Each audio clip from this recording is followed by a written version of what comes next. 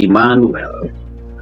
Nah, saudara yang terkasih, kita hari ini akan masuk ke bagian yang kedua tentang ketuhanan Yesus Kristus. 2 Korintus pasal 3 ayat 14, 15, dan ayat 16.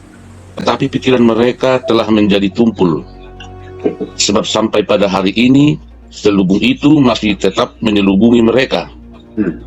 Jika mereka membaca perjanjian lama itu tanpa disingkapkan, karena hanya Kristus saja yang dapat menyingkapkannya. Bahkan sampai pada hari ini, setiap kali mereka membaca kitab Musa, ada selubung yang menutupi hati mereka. 16. Tetapi apabila hati seseorang berbalik kepada Tuhan, maka selubung itu diambil daripadanya. Demikian. Terima kasih. Maka selubung itu dikatakan apa, saudaraku, tadi akan diambil daripadanya. Ya, terima kasih. Nah, saudara yang terkasih, saya ingin membagikan satu ayat yang sangat penting. 2 Petrus pasal yang pertama ayat yang ke-20. Silakan dibacakan. Ayo, yang terutama harus kamu ketahui ialah bahwa nubuat-nubuat dalam kitab suci tidak boleh ditafsirkan menurut kehendak sendiri. Ya, perhatikan di situ. Nanti saudara kalau mau belajar menafsirkan Alkitab, perhatikan ini patokannya ya, saudaraku.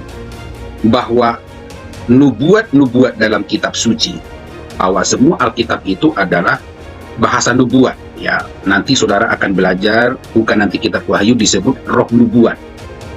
Bahwa semua firman Tuhan yang kita pelajari itu disebut namanya roh nubuat. Tolong saudara catat itu, ya. Nah, itu tidak dapat ditafsirkan menurut kehendak sendiri. Saudara perhatikan kata ditafsirkan, tandain di situ ya, ditafsirkan. Tidak dapat dia ditafsirkan menurut kehendak sendiri. Ini berarti, saudaraku, walaupun kita perlu belajar tentang ilmu hermeneutik, ya memang saya juga akan ajar saudara perlahan-lahan. Makanya kalau saudara ikut doa tiap hari, saudara akan bertumbuh, saudara juga akan mengerti bagaimana cara mendekati Alkitab. Tetapi melebihi itu semua, saudaraku, bahwa Alkitab itu tidak boleh diuraikan menurut cara-cara manusia. Itu artinya, saudaraku, memang kita butuh akal. Itu butuh akal, tapi akal tidak cukup. Sekali lagi, kita butuh logika, tapi logika tidak cukup. Mengapa tidak cukup? Karena kita sedang mendekati Tuhan. Ya, kita sedang mendekati Tuhan melalui dimensi yang lain, atau melalui perwujudannya. Ini firman Tuhan adalah wujud dari Allah. Saudara harus mengerti, ya. Jadi selain saudara menggunakan logika, saudara gunakan pemahaman.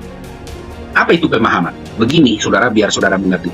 Orang yang memahami itu justru karena dia itu tidak dapat mengenal dengan baik. Itulah sebabnya kalau ada dua orang yang sedang berkomunikasi, makanya sering kita kalau tidak saling mengenal orang tersebut, maka kita menggunakan istilah pahami. Atau misalnya ada suami istri, kalau sedang ribut atau berantem atau sedang tidak cocok, maka kita menggunakan istilah tolong pahami saya.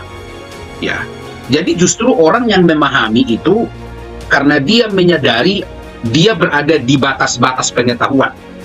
Maksudnya pengetahuan itu terbatas, begitu loh saudaraku yang terkasih, ya. Justru karena pengetahuannya itu terbatas, dan karena itulah dia memahami. Nah, ini tentang memahami, saudara catat itu sangat penting. Nanti kapan-kapan saya akan lanjut ya. Sekarang ayat 21. Sebab tidak pernah nubuat dihasilkan oleh kehendak manusia, tetapi oleh dorongan Roh Kudus orang-orang berbicara atas nama Tuhan. Jadi Alkitab yang pertama, dia tidak dapat ditafsirkan menurut kehendak manusia. Ya, dalam ilmu pengetahuan saudara perhatikan, maka ilmu pengetahuan yang kita sebut dengan logika manusia tidak cukup. Ya, saudara paham? Itu tidak cukup. Walaupun memang untuk mendekati Alkitab sebagai suatu bahasa, dalam pengertian kan, selain bahwa firman Tuhan itu jadi manusia, dia kan juga dibahasakan. Dan karena itulah, ya, perkataan Tuhan itu atau yang kita pelajari dalam bahasa Yunani-nya logos itu, dia mewujud menjadi kata-kata. Ya memang bahwa Allah itu dan kata-katanya itu satu. Tetapi di dalam perjumpaan dengan manusia, kalau dia ingin berkomunikasi dengan manusia atau dalam pengertian hendak dipahami manusia, maka Tuhan itu harus mengatakan sesuatu. Itu yang kita sebut dengan perkataannya. Sampai di sini saya rasa saudara pahami apa yang saya maksud ya. Jadi tidak dapat ditafsirkan menurut kehendak sendiri. Karena bahwa Alkitab yang kita sebut nubuat dan roh nubuat itu tidak dihasilkan oleh kehendak manusia. Jadi saudara, pemahaman itu adalah suatu pewahyuan, oke? Waktu Tuhan menyatakan dirinya, kita jadi paham. Sekarang pertanyaannya, kalau begitu bagaimana caranya supaya seseorang dapat memahami Alkitab? Nah, sekarang kita kembali 2 Korintus tadi, oke? Saudara perhatikan ayat yang ke-16, 2 Korintus pasal 3 ayat 16. Oke, silakan dibaca saudara yang terkasih.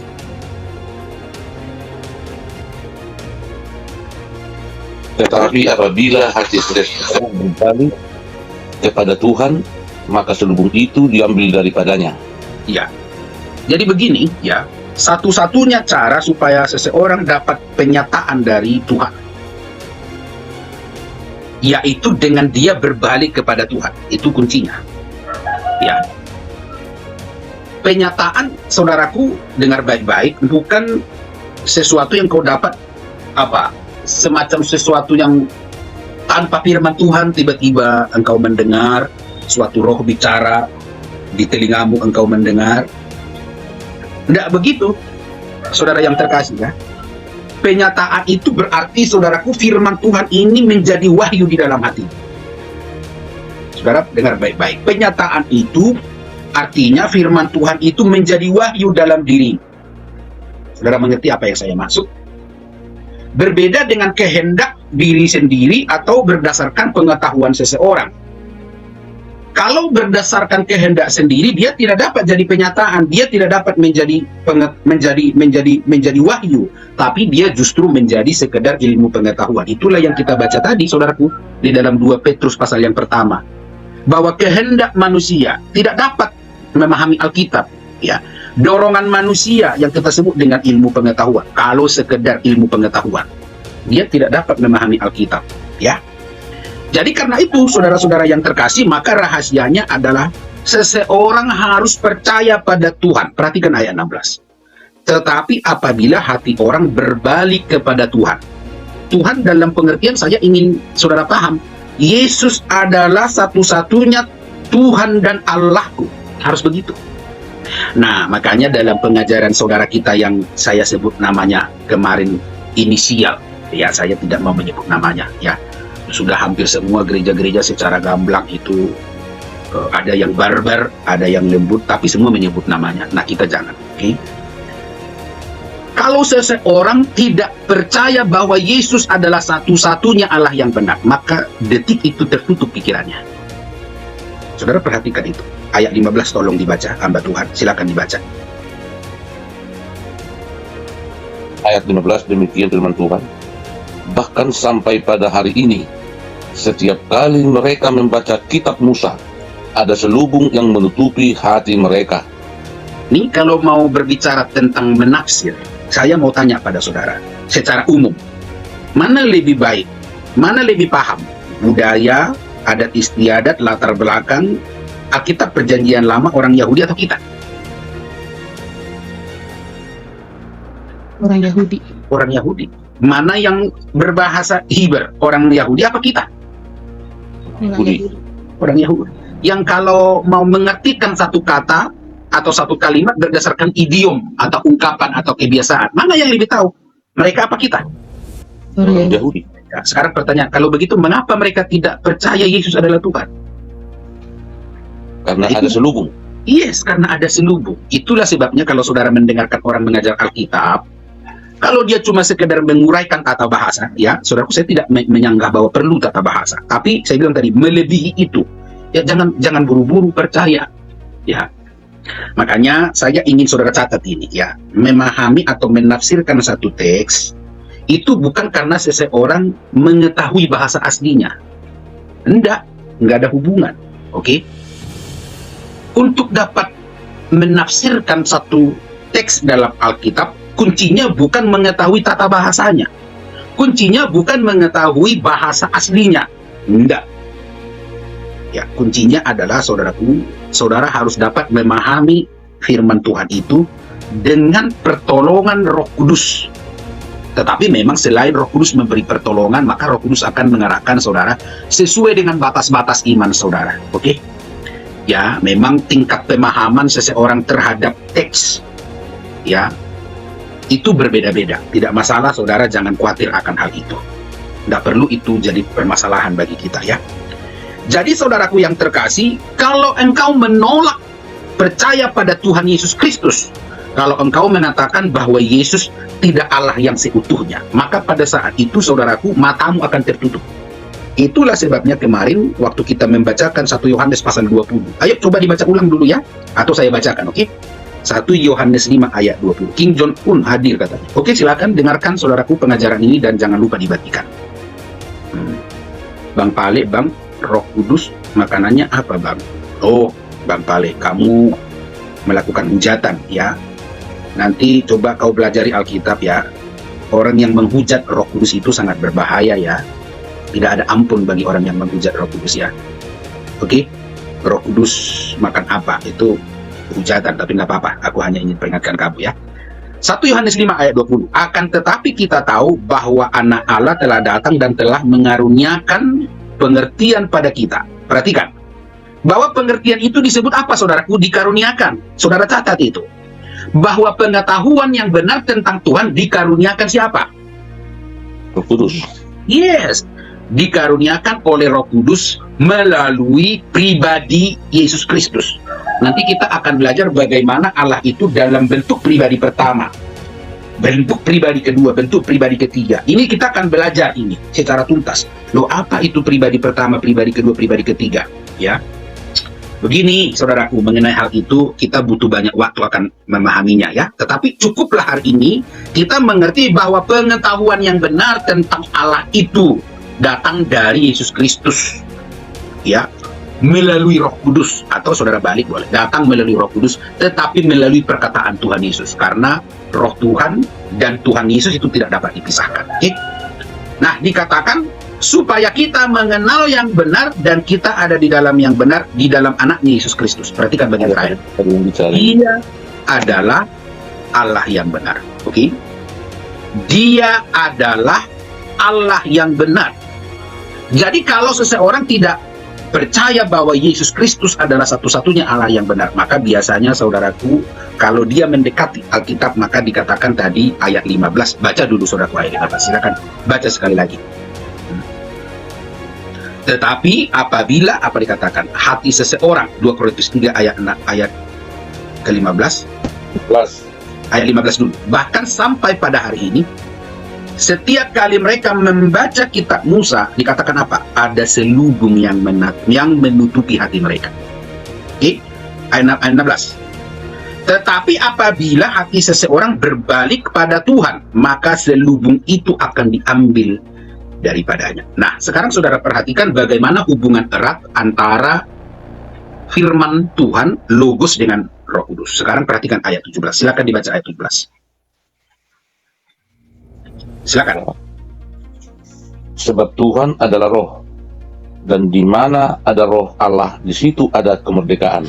Yes, terima kasih. Saudara perhatikan, kata Tuhan di situ merujuk pada Tuhan Yesus atau merujuk pada Yesus. Saudara perhatikan.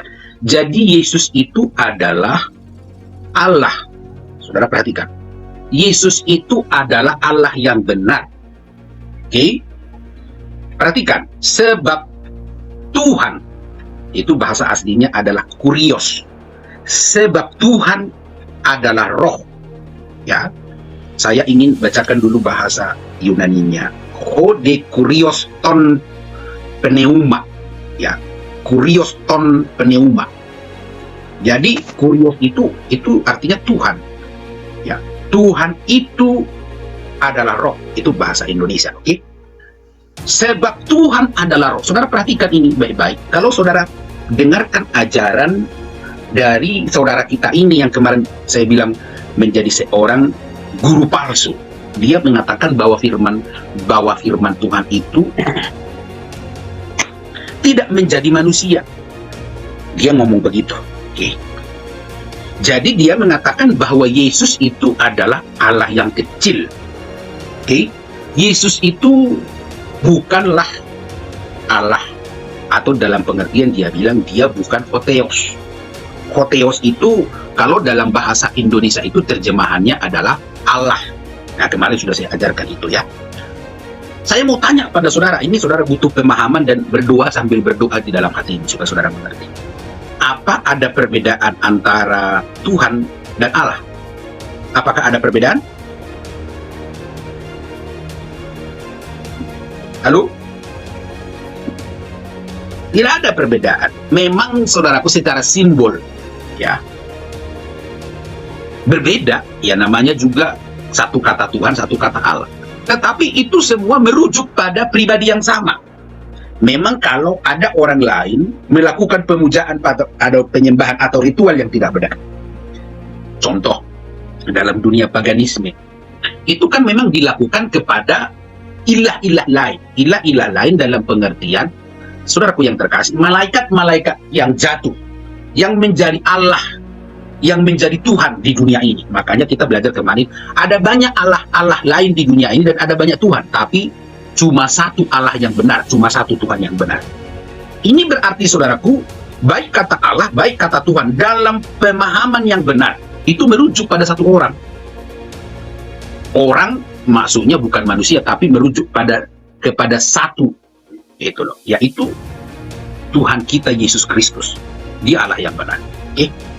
Nah, saudara perhatikan yang terkasih, disebut di situ Tuhan adalah Roh. Ini berarti saudaraku yang terkasih bahwa firman itu dan Roh Kudus itu satu.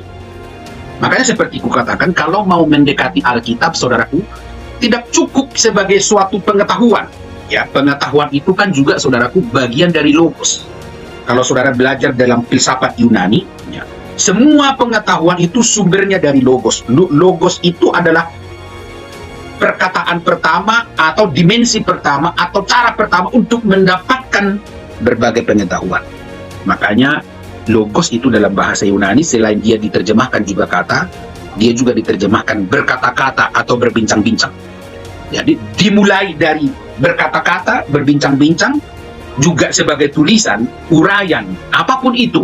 Dia akan jadi preposisi, dia akan jadi silogisme. Itu menjadi dasar dari semua ilmu pengetahuan. Tetapi tidak cukup kalau saudara mau memahami, kalau dalam pemahaman. Kalau mau memahami firman Tuhan itu, dia tidak cukup kalau saudara hanya memahaminya sebagai kata-kata Tuhan, tidak boleh. Ya, kata-kata Tuhan dan Roh Tuhan tidak dapat dipisahkan. Nah, sekarang tolong baca dulu Yohanes 6 ayat 63. Silakan dibaca. Yohanes 6 ayat 63. Tolong dibaca saudaraku.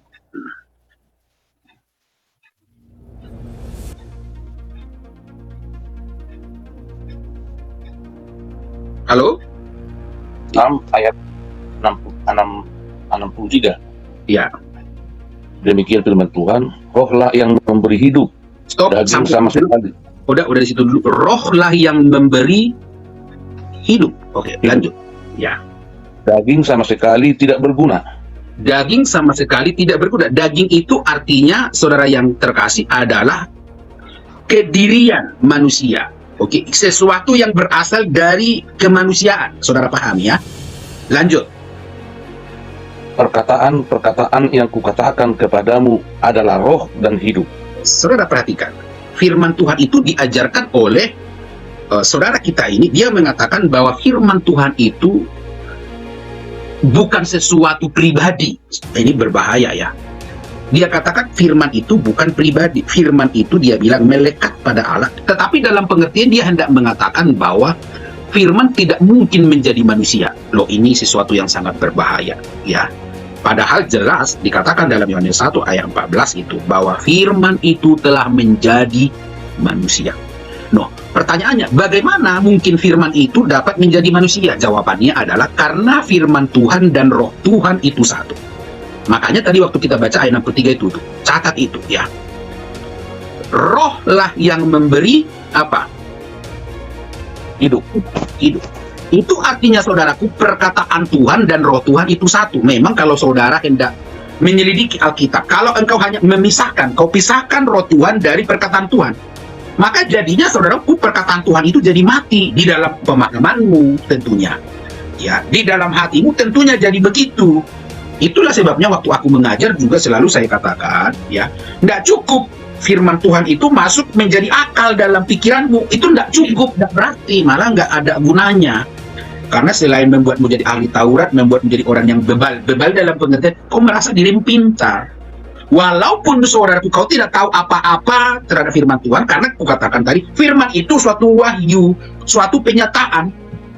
Jadi kalau seseorang memahami Alkitab, itu karena pewahyuan datang pada orang itu. Oke, caranya bagaimana? Begini, pada waktu engkau membaca Alkitab, kau dengarkan firman Tuhan itu. Misal kita baca ayat 16. Tetapi apabila hati seseorang berbalik kepada Tuhan, oke? Waktu saudara dengarkan firman Tuhan ini, kan dikatakan, apabila hati seseorang berbalik pada Tuhan. Oh, berarti saudara tahu, engkau harus menjauhi segala dosa. Engkau harus hidup dalam kesucian. Engkau harus memisahkan dirimu dari dunia ini. Ya, nih kau perhatikan ini. Dan engkau datang pada Tuhan, bertobat dari jalan-jalanmu yang jahat. Ya, dalam hal ini akan saya ajarkan secara terus-menerus. Kan ini kemarin sudah aku ajarkan. Berbalik kepada Tuhan, artinya engkau sadari dosa-dosamu. Itu yang disebut dengan hari Tuhan. Dengar saudaraku. Hari Tuhan itu menimpa siapa saja. Tetapi secara umum perhatikan. Orang yang tidak dapat penyataan dari Tuhan, yang tidak dapat wahyu dari Tuhan, itulah yang akan mengalami hari Tuhan. Jadi berbahaya ya kalau saudara dekati Alkitab, tapi Alkitab itu tidak disingkapkan Roh Kudus pada diri. Kenapa? Karena kamu menggunakan Alkitab sebagai sesuatu pengetahuan toh. Engkau belajar hermeneutik itu bagus. Engkau belajar tata bahasa itu bagus, tidak masalah. Tapi jangan kau pikir karena kau belajar hermeneutik, kau belajar tata bahasa, engkau belajar filsafat, lalu kamu paham. Ya, tidak ada hubungan itu. Ya, tidak ada kaitannya sama sekali. Engkau hanya bisa memahami firman Tuhan dengan tepat. Engkau hanya bisa memahami firman Tuhan dengan benar apabila engkau menyadari dosa-dosamu. Kau tinggalkan. Itulah sebabnya saudaraku ya, mengapa saya ini sangat konsen di sini. Saya ingin pastikan Ibu Ajeng, Ibu Lasti, Ibu Berta, Ibu Rusmida, Ibu Santa itu. Oke, sekarang begini. Kalau cuma kalian, misal, kalau cuma kalian yang taat, oke, kalian saja dulu dengan saya kita mulai. Yang lainnya kalau tidak mau taat, udah biarkan mereka, jangan takut. Oke. Kita hendak mendapat suatu penyataan dari Tuhan sebagai bukti kita tidak dimurkai Tuhan. Itu loh. Jadi penyataan itu artinya dibebaskan dari kuasa kegelapan. Penyataan itu artinya ya pencurahan Roh Kudus. Penyataan itu artinya engkau diberi petunjuk oleh Tuhan. Jadi saudaraku yang terkasih, bertobat sungguh-sungguh ya. Jangan sampai kau mengabaikan 1-2 firman Tuhan. Contoh, kamu tidak sungguh-sungguh takut akan Tuhan. Apakah kau dapat memahami firman Tuhan? Siapa yang menjawab? Tidak bisa. Engkau tidak takut pada Tuhan, bisa kau memahami firman Tuhan? Tidak bisa. Itulah sebabnya aku katakan bahwa antikristus KW1 yang mendekati aslinya, yang paling sulit kita bedakan, yang mirip dengan kita. Makanya kadang diberikan suatu idiom ungkapan metafor bahwa dia itu adalah lalang di antara gandum. Siapa itu? Yaitu mereka, saudaraku, yang sekedar menggunakan akal pikirannya memahami Alkitab. Oh, itu berarti secara doktrin ya mirip-mirip, bahkan mungkin sama. Mereka mengaku Yesus adalah Tuhan, tapi seperti kita baca kemarin, tolong dibaca lagi kembali. 1 Korintus pasal 12 ayat 3, silakan dibaca. 1 Korintus 12 ayat 3. Karena itu aku mau meyakinkan kamu bahwa tidak ada seorang pun yang berkata-kata oleh Roh Allah dapat berkata, terkutuklah Yesus.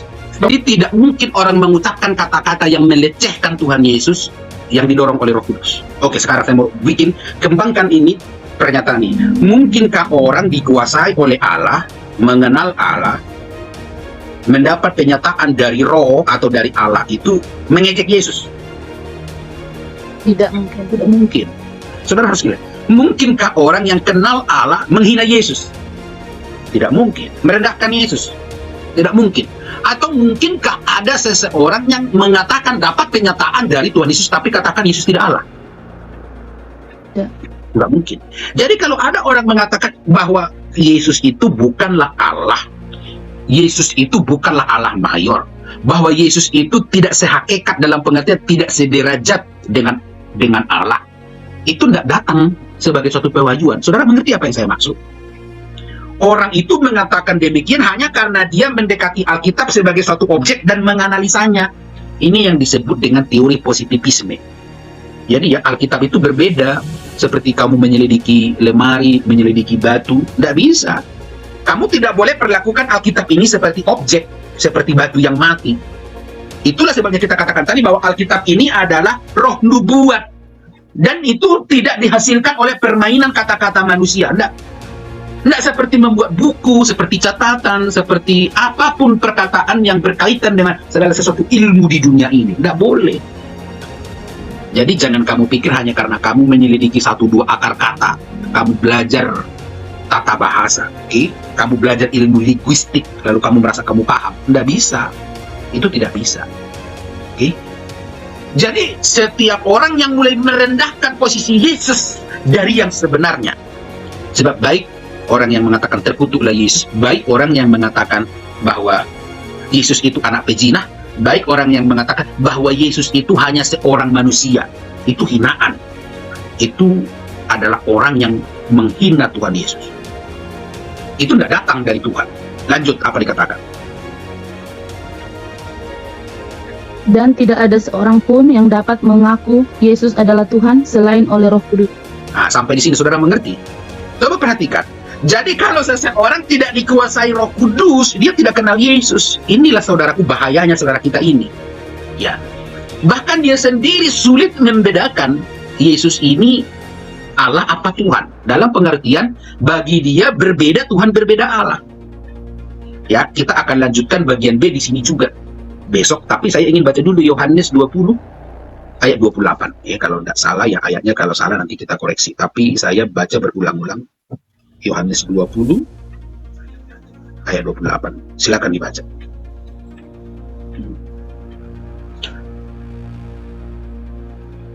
Silakan.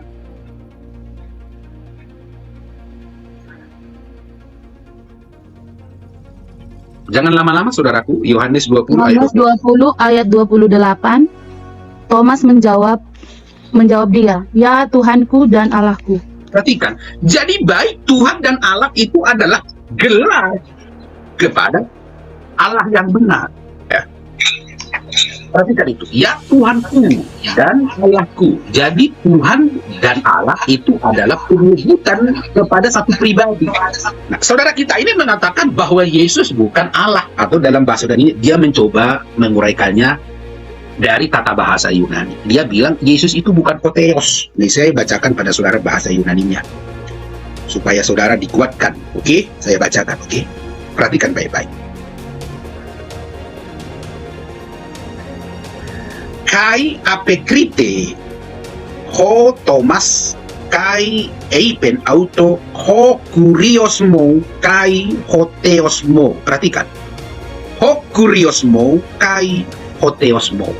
Kurios itu kan Tuhan, Theos itu Allah. Nah, saudara kita ini bilang di Alkitab tidak ada satupun kata yang merujuk pada Tuhan Yesus sebagai Hotheos. Nah, perhatikan ayat ini. Ho kuriosmo kai Hotheosmo, Theosmo, Hotheos. Ya, Tuhanku dan Allahku. Dengar itu baik-baik. Nah, aku ingin orang-orang yang mendengar ajaran di hati, perhatikan baik-baik. Sepintar apapun pendeta yang mengajar, dengar itu baik-baik. Mau dia pakai gelar dokter, dengar ini. Dia itu tidak dapat mengajarmu kalau dia tidak tunduk pada Tuhan. Ya, sejago apapun orang berfilsafat, berlogika, kalau dia tidak takut akan Tuhan. Dalam pengertian pertama dulu.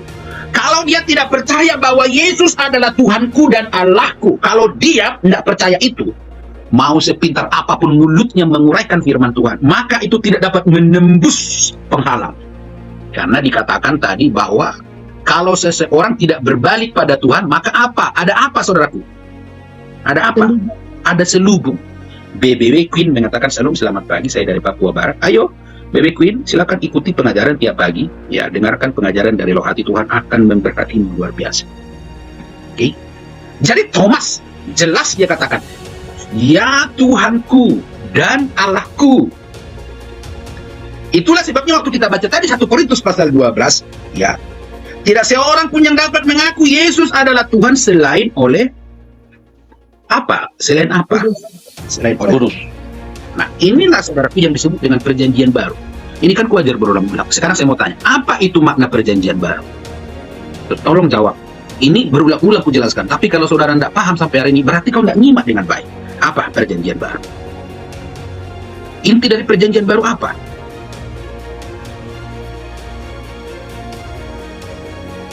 Halo?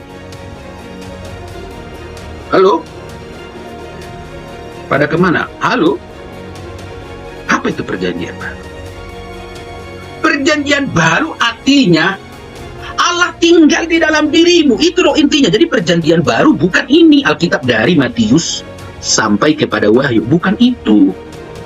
Ya, perjanjian baru artinya, saudaraku yang terkasih, Allah berdiam di dalam dirimu melalui pribadi Roh Kudus.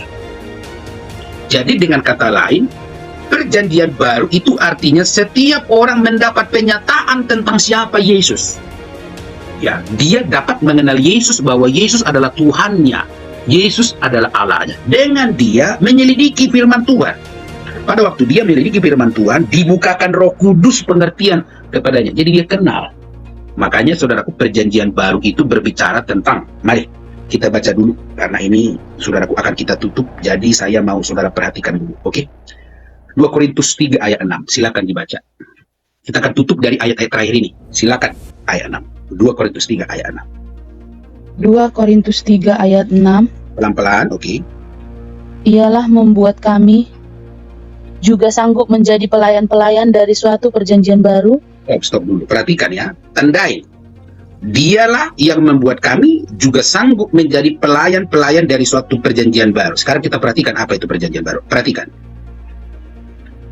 Lanjut. Yang tidak terdiri dari hukum yang tertulis, tetapi Stop. dari roh. Sampai situ dulu. Jadi perjanjian baru itu tidak lagi firman Tuhan itu sebagai firman yang tertulis. Ini berarti kalau kita belajar prosesnya, ya, saudara yang terkasih, waktu engkau baca Alkitab, dia menjadi roh di dalam diri. Jadi firman itu menyatu dengan roh. Itu satu bahasa. Bahasa yang lain, firman itu tidak hanya sekedar kata-kata, tetapi firman itu benar-benar dia berada pada posisi yang sebenarnya, roh dari Tuhan. Kan kita baca tadi Yohanes 6 ayat 63, rohlah yang memberi hidup. Daging sama sekali tidak berguna, dalam pengertian mau pintar engkau, mau dosen engkau, mau jadi ahli hermeneutik engkau, tidak berguna. Tetapi perkataan yang kukatakan adalah apa? Roh dan hidup. Dengar itu. Jadi perkataan Tuhan itu sebenarnya adalah roh dan hidup. Tidak kata-kata yang mati seperti yang diajarkan oleh bidat ini. Dia adalah bidat, salah satu bidat yang terbesar. Bayangkan ya, saudara-saudara kita, ya ratusan ribu mendengar ajarannya setiap hari. Ini adalah bidat yang terbesar. Ya.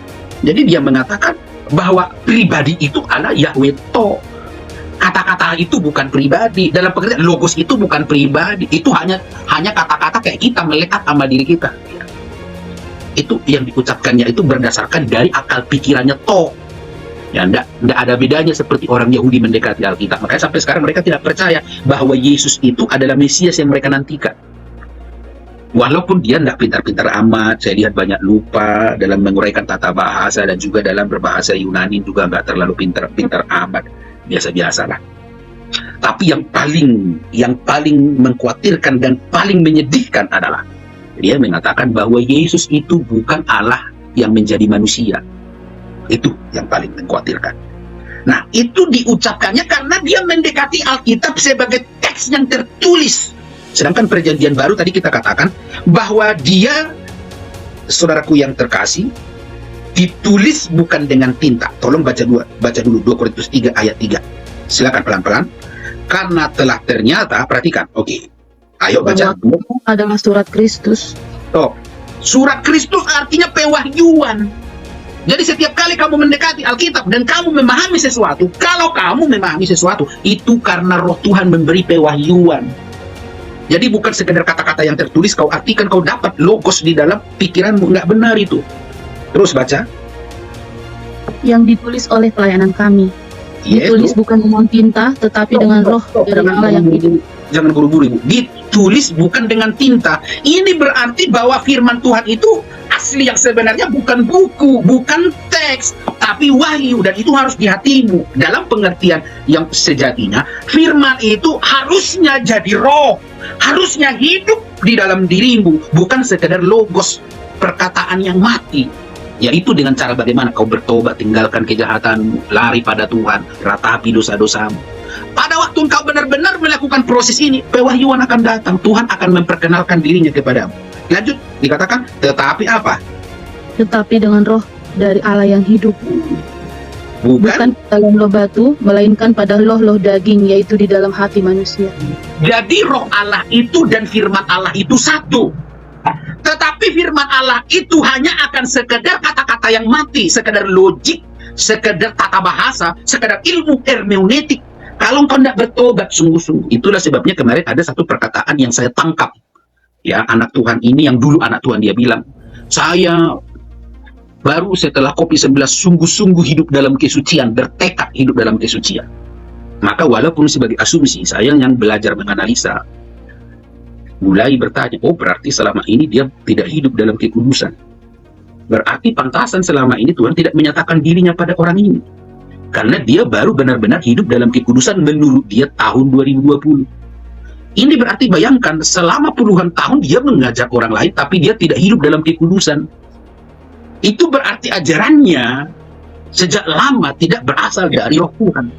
Karena dia tidak sungguh-sungguh hidup dalam kekudusan. Nah kemarin, di bagian 6, seminar bagian 6 dan 7 dia katakan bahwa semenjak mahasiswa dia sudah memiliki keyakinan bahwa Yesus ini bukan Allah. Kemarin dia ngomong begitu. Yesus itu tidak sehakikat atau dalam arti tidak sederajat dengan Allah. Saya rasa dia bilang semenjak saya kuliah saya udah punya pemahaman itu.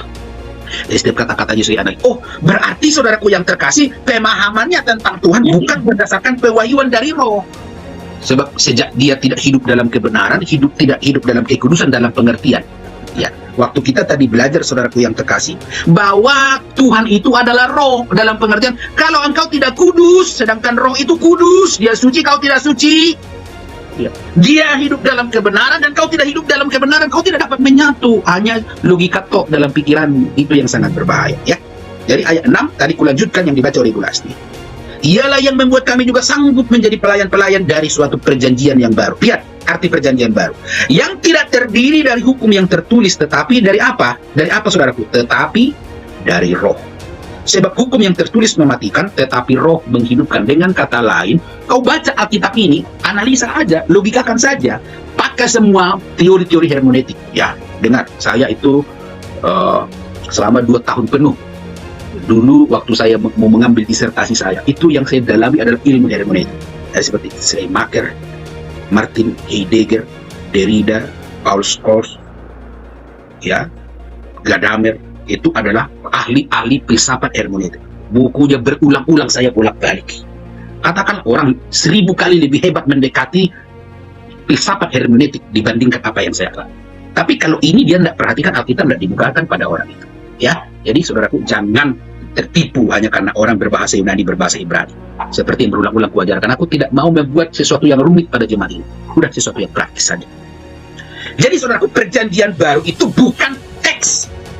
No, memang kita baca teks benar, kita analisa teks itu benar, tetapi harus berdasarkan suatu pewahyuan dari roh.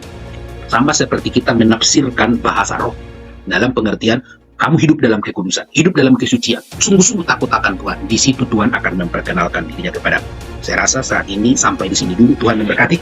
Ya, saya minta satu orang. Apa yang saudara dapat satu orang, tolong bikin singkat saja. Apa yang saudara dapat pagi hari ini dalam pengajaran ketuhanan Yesus Kristus, Tuhan dan Allah kita.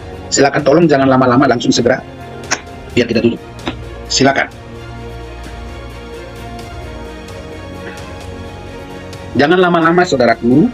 Ya, tidak perlu lama-lama, langsung direspon tanpa harus ditunjuk.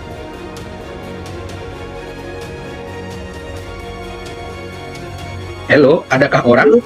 Ya, silakan. Saya dulu ya Pak Ari. Silakan. Yang dapat saya mengerti dan pahami untuk hari ini yaitu bahwa kita tuh untuk membaca Alkitab itu kita tidak boleh memahami secara teks saja atau secara logos saja. Kita harus benar-benar memahami itu berdasarkan Roh Allah yang hidup melalui pewahyuan. Caranya yaitu dengan kita harus bertobat dengan sungguh-sungguh dulu, berbalik kepada Tuhan, sehingga kita bisa mengerti, memaknai, memahami isi dari firman Tuhan itu tidak hanya berdasarkan pengertian kita sendiri atau akal pikiran kita sendiri. Kita harus percaya bahwa Tuhan Yesus adalah firman yang hidup, yang berarti Yesus itu adalah Allah yang benar dalam hidup kita. Lalu kita juga harus mengerti bahwa di dalam perjanjian baru itu bahwa Allah itu adalah perjanjian baru itu adalah Allah yang tinggal di dalam diri kita melalui Roh Kudus. Jadi bukan hanya berdasarkan pengetahuan yang tertulis. Intinya gitu aja. Jadi maksudnya begini Ibu Ajeng, biar lebih paham ya, ada bahasa yang saya sedikit berbagi tapi sudah keseluruhan sudah bagus. Ini kan Alkitab ini teks, bahasa. Kalau dilihat sebagai suatu ilmu pengetahuan, tapi kalau didekati sebagai suatu bahasa yang ditafsirkan, tidak ada gunanya, hanya akan menjadi ilmu pengetahuan. Jadi perjanjian baru itu artinya Alkitab ini kan pewahyuan. Itu nggak dihasilkan oleh pengetahuan manusia, tapi dorongan Roh Kudus. Nah, kalau kamu pelajari firman Tuhan ini dan lakukan perintah-perintahnya, maka dia akan menjadi Roh Tuhan itu sendiri dalam dirimu. Ibu ngerti maksudnya? Dia akan tertulis di dalam hatimu. Makanya gereja kita menggunakan judulnya apa? Gereja Betel Indonesia apa? Hati. Ya, loh hati itu artinya Tuhan itu sendiri yang menuliskan firman itu dalam dirimu. Dengan perkataan lain, itu yang disebut tadi waktu kita membaca ayat 16, ayat 17. Contoh ayat 17. Sebab Tuhan adalah roh. Dalam pengertian, ketuhanan Yesus Kristus itu adalah firman. Mungkin saudara tidak mengerti. Oke, besok akan kulanjutkan lebih panjang. Pada waktu kamu melakukan firman Tuhan, begitulah ketuhanannya. Dia berkuasa dalam dirimu melalui perintah Tuhan. Itu ketuhanannya. Makanya dikatakan Tuhan adalah roh. Dalam pengertian, tundukkan dirimu pada perintah Yesus. Karena Yesus mengatakan, barang siapa yang melakukan perintahku, dialah yang mengasihiku. Pada waktu kau tundukkan, kau lakukan sungguh-sungguh, maka firman itu jadi wahyu dalam dirimu. Oh, kalau begitu firman bukan wahyu. Bukan begitu, pengambilan kesimpulan yang salah. Memang firman wahyu, tapi belum wahyu dalam dirimu. Karena prosesnya tidak kau kerjakan dengan benar. Pada waktu kau kerjakan prosesnya dengan benar, maka wahyu itu masuk dalam dirimu. Itulah Tuhan, itulah Yesus Kristus, itulah Tuhan kita dan Allah kita. Itulah perjanjian baru. Jadi, saudaraku yang terkasih, sampai saat ini sudah cukup ya. Tuhan memberkati kita semuanya. Apakah saudara mengerti? Saya mau tanya satu persatu, singkat aja. Ibu Lasti mengerti apa bingung? Apa yang saya jelaskan? Mengerti, Pak. Mengerti. Ibu Ruspida? Halo Ibu Ruspida. Pak Santul Purba bagaimana? Mengerti? Ya, mengerti. Apakah Pak Santul Purba sudah ikuti seminarnya? Sudah dengar-dengar? Sudah sering saya buka. Nah, apa perbedaannya dengan apa yang saya ajarkan ini? Secara khusus tentang dia bilang bahwa firman itu adalah perkataan toh, bukan pribadi. Padahal pagi ini kita mengajar bahwa perkataan Tuhan itu adalah ketuhanan Yesus dalam pengertian. Begitu engkau baca Alkitab, lakukan sungguh-sungguh perintah Alkitab itu, dia adalah wujud dari sebenarnya Allah. Perkataan Tuhan itu adalah pribadi dari Allah itu sendiri yang adalah roh. Pribadi dalam pengertian ketuhanannya. Makanya ayat 17, Tuhan adalah roh. Singkat aja perbandingannya, Pak Santun, silakan uraikan sedikit. Jadi dia hanya percaya kepada nama Yahweh. Di luar itu, kalau dikatakan Yesus itu adalah hanya utusan. Dan Iya, memang. Dia bilang, aku bukan menyangkal bahwa Yesus itu adalah Allah, tapi pengertiannya hati-hati. Dia bilang Allah yang minor, Allah yang kecil. Bukan Oteo, bukan Allah yang kita kenal. Ya, silakan Pak. itulah yang saya katakan kemarin, udah 2-3 hari saya baca. Ya, sangat-sangat menyesatkan lah. Karena seperti tadi yang kita pelajari, mereka menggunakan logika atau akal pikiran mereka. Tidak dituntun oleh Roh Kudus.